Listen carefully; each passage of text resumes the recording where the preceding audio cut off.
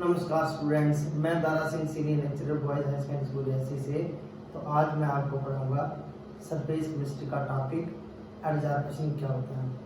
What is adsorption? The phenomenon of production of gas और liquid molecules on the surface of the solid is known as adsorption. A substance which accumulates on the solid surface is known as adsorbate, and the solid surface on which it occurs is known as adsorbent. Mostly, it is any substance, and it is solid substance, and the gas molecules are in the bulk of the solid. It is called absorption. It is absorption, not adsorption. When the gas molecules or liquid molecules get attached on the surface of the solid, it is called as adsorption. This is called as adsorption. Adsorption is a phenomenon at the surface of the solid substance, and this solid substance, the substance which accumulates on the solid surface, it is called as adsorbate. Here these are gas molecules are adsorbents, and this is adsorbent. Solid is adsorbent. एक और term इसमें आता है डिसोर्प्शन. It is a process of removing an adsorbed substance from a surface on which it is adsorbed is known as desorption. ये इसका उल्टा माना गया. एडजॉर्प्शन का अपोजिट डिसॉर्प्शन. डिसॉर्प्शन में मॉलिक्यूल सॉलिड से हटके दूर चले जाते हैं. This is called as desorption. एक और टर्म आता है हमारे पास sorption. It is a process in which both adsorption and absorption take place, जिसमें दोनों प्रोसेस कंटिन्यूस हो जाए, एडजॉर्प्शन भी एंड अब्जॉर्प्शन भी. अब्जॉर्प्शन में molecules in the bulk of the solid चले जाते हैं, और एडजॉर्प्शन में at the surface of the solid में रहते हैं. दोनों इकट्ठे प्रोसेस जब होते हैं, इसको हम कहते हैं सोर्प्शन. एक और हमारे पास आता है positive and negative adsorption. This is positive and negative. This is positive and negative adsorption क्या होता है? When the concentration of the adsorbate is more on the surface of the adsorbent than in the bulk, it is called as positive adsorption. On the other hand, if the concentration of the adsorbate is less than its concentration in the bulk, it is called negative adsorption. When a dilute solution of potassium chloride is shaken with blood charcoal, it shows negative adsorption. Positive adsorption में अगर molecule की concentration surface of the solid में ज़्यादा है, this is called as positive adsorption. अगर surface में कम है, इन बल्क में ज़्यादा है, that is called as negative adsorption. इसके साथ ही एक टॉपिक और आता है हमारे पास, distinction between physical adsorption and chemisorption. It is also called as physisorption and chemisorption. Physical absorption में क्या होता है? First point, the forces operating in these are weak van der Waals forces. Weak van der Waals forces very weak होती हैं. They are not similar to chemical bond. Chemical bond की तरह से नहीं होती हैं. और केमिसोर्प्शन में क्या होता है? The forces operating in these cases are similar to those of the chemical bonds. Chemical absorption में बॉन्ड फॉर्मेशन होती है, यानी कि new compounds are found on the surface of the solid. कुछ नए कंपाउंड बन जाते हैं बॉन्ड फॉर्मेशन से. दूसरा, the heat of absorption are low about 20 से लेकर 40 kilojoule per mole. The heat of absorption are low, that is about 20 से लेकर 40 किलोजूल पर मोल तक हीट ऑफ एब्जॉर्प्शन इसमें आती है. The heat of absorption are high, that is about 40 से लेकर 400 किलोजूल पर मोल तक मिल सकती है. No compounds formation takes place in these cases, इसमें कोई भी नया कंपाउंड नहीं बनता है। सरफेस कंपाउंड्स आर फाउंड, इसमें नए कंपाउंड बनते हैं, ये मैंने आपको पहले बताया। The process is reversible, desorption of the gas occurs increasing the temperature, decreasing the pressure. The process is reversible, ये प्रोसेस रिवर्स भी हो सकता है, कि डिटैचमेंट भी हो सकती है, गैस मॉलिक्यूल की डिटैचमेंट भी हो सकती है। दैट इज डिसॉर्प्शन, इसको हम डिसॉर्प्शन कहते हैं। Desorption of the gas occurs increasing the temperature, या तो टेम्परेचर बढ़ाने से होगा या फिर प्रेशर डिक्रीज करने से भी हो सकता है। नेक्स्ट, केमिकल एब्जॉर्प्शन में द प्रोसेस इज इरिवर्सिबल, इसमें कोई रिवर्सिबल प्रोसेस नहीं चलता है। Efforts to free the absorbed gas give some definite compounds, it does not require any activation energy, इसमें कोई एक्टिवेशन एनर्जी की जरूरत नहीं होती है। इट रिक्वायर्स एक्टिवेशन एनर्जी, इसमें एक्टिवेशन एनर्जी की जरूरत होती है। It does not require any activation, तो हो गया। This type of adsorption decreases with increase of temperature. This type of adsorption first increases with increase of temperature. The effect is called activation adsorption. First में this type of adsorption decreases with increase of temperature. Temperature बढ़ाने से absorption decrease हो जाती है। Physical absorption में, chemical में क्या होता है, this type of absorption first increases, पहले तो बढ़ जाती है with increase of temperature. The effect is called activated absorption, इस इफेक्ट को हम कहते हैं एक्टिवेटेड एब्जॉर्प्शन, वहां हो रही है। It is not specific in nature, all gases are absorbed on all solids to some extent. It is not specific. It is specific in nature and occurs only when there is some possibility of compounds formation between the gas being absorbed and the solid adsorbent. It is specific in nature. Specific means कोई खास किस्म के compound बनते हैं, वही बनेंगे। It is not specific. The amount of gas absorbed is related to the ease of liquefaction of the gas. जितनी जल्दी गैस कोई लिक्विफाई हो जाती है, उस पे चीज डिपेंड हो जाती है। There is no such correlation exist, जहाँ पे कोई ऐसा संबंध हमें नहीं दिखाई देता है। It forms multi-molecular layer.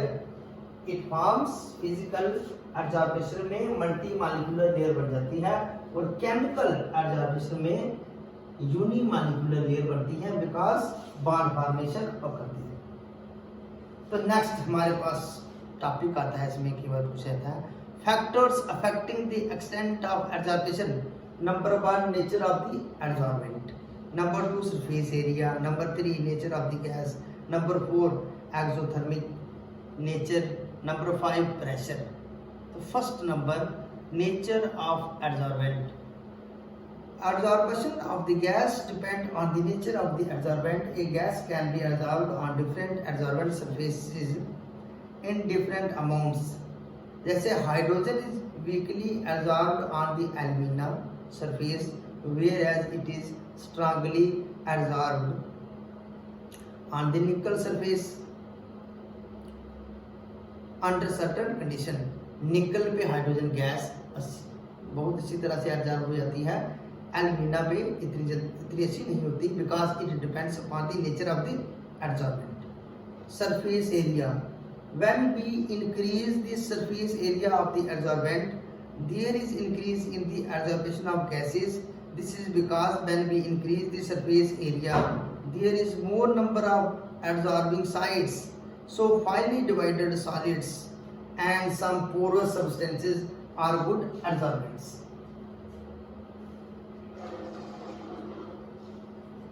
Next, nature of the gas.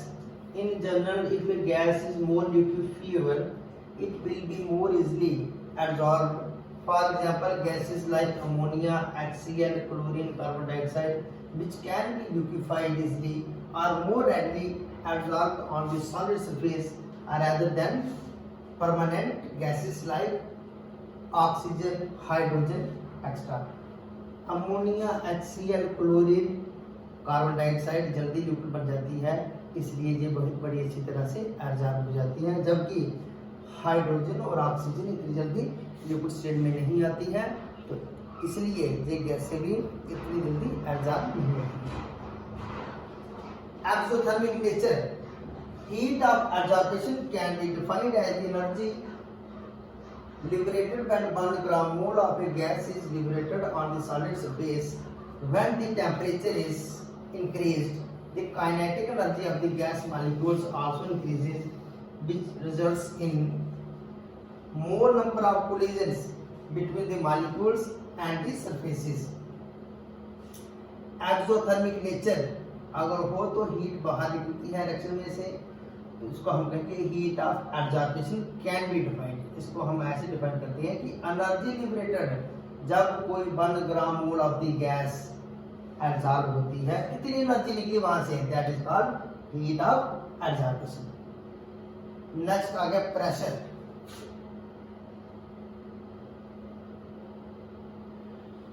On the solid surface there are fixed number of absorption sites where gas molecules can be absorbed. Initially, when the pressure is increased, the rate of absorption increases due to increase in the gas molecules striking on the surface.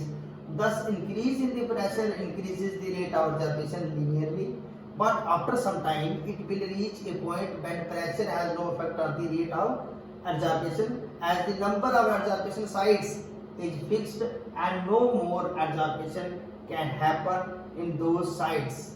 Hence, at that point, the extent of absorption will be independent of the pressure. Pressure पहले बढ़ाने से process fast चलता है जब तक वो sides पूरी occupied नहीं हो जाती। जब साइड्स पूरी ऑक्यूपाइड हो जाती है, आप जितना मर्जी प्रेशर लगा लो तो कोई प्रेशर का इफेक्ट वहां पे नहीं दिखाई देता है। तो नेक्स्ट इसके साथ कैटालिसिस क्या होता है एंड इट्स टाइप क्या होती है। The phenomenon of increase in the rate of reaction with the help of catalyst is known as catalysis.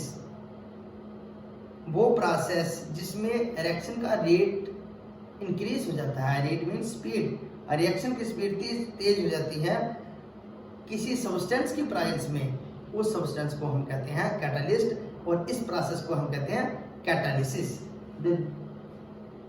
Number 1 आ गया homogeneous catalysis. Homogeneous mean same, when the reactants and the catalyst are in the same phase, solid हो या liquid हो या gas हो, the catalysis is said to be homogeneous. The following are some of the examples of homogeneous catalysis. जिस तरह से हम इसको देख सकते हैं,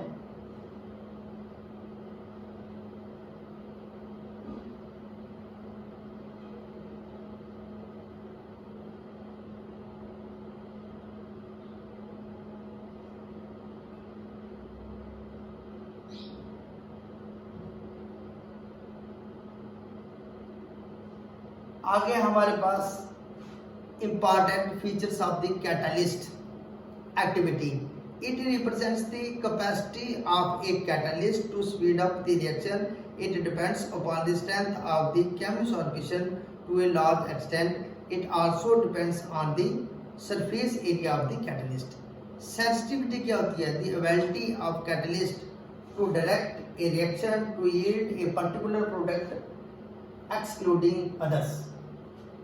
ऐसे ही आगे का टॉपिक है zeolites as shape selective catalyst. Zeolite enzymes भी है, पहले zeolites as shape selective catalyst क्या होते हैं?